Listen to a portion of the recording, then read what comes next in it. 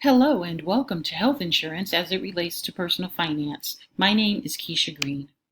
Health insurance is defined as insurance that compensates the insured for expenses or loss incurred for medical expenses such as illness or hospitalization.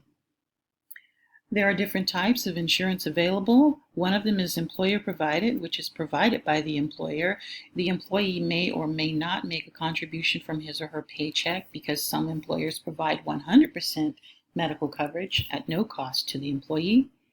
There are different types such as HMOs, PPOs, and in some you need to enroll into what's called an employer provided network where you pick from a list of available physicians.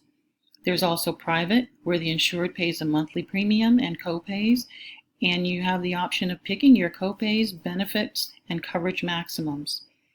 Medicare is for Social Security recipients, and then there's Medi-Cal and Medicaid for income-eligible persons and those receiving public assistance.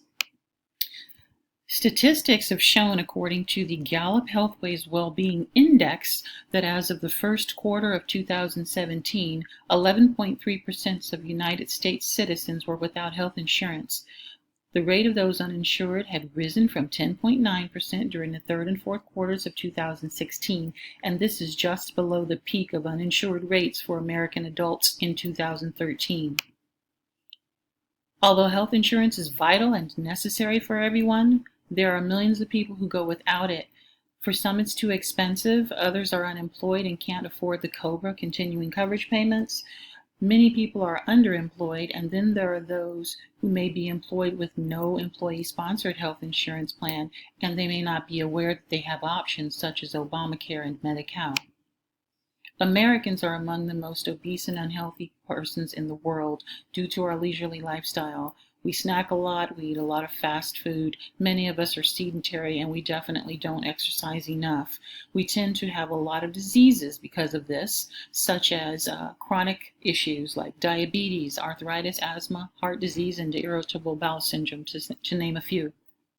Millions of Americans are taking medication on a regular basis, and there are so many visits to doctors and emergency rooms all around the country on a consistent basis.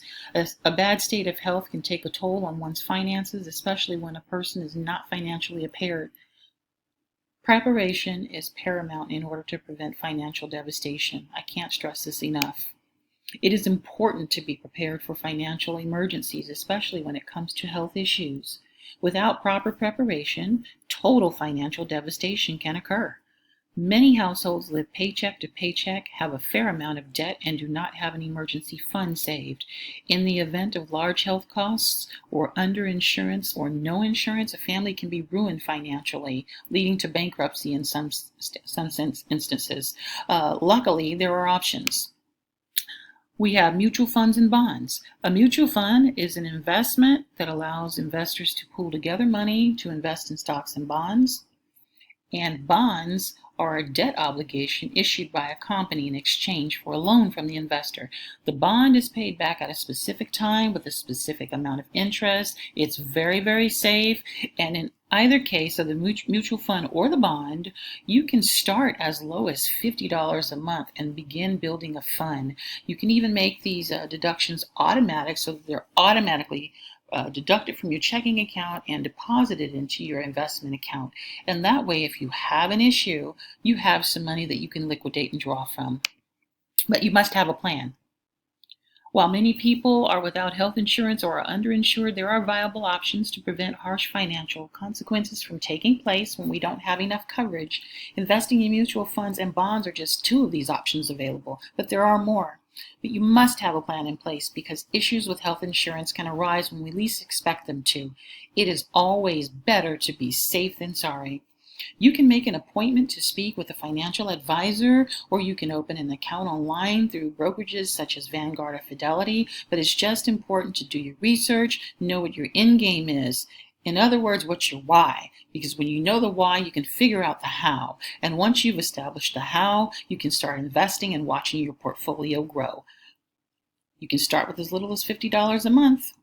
And these funds can be available in an account growing in case you ever have a financial emergency. I thank you so much for listening to this presentation and hope it has offered you some valued information. Goodbye.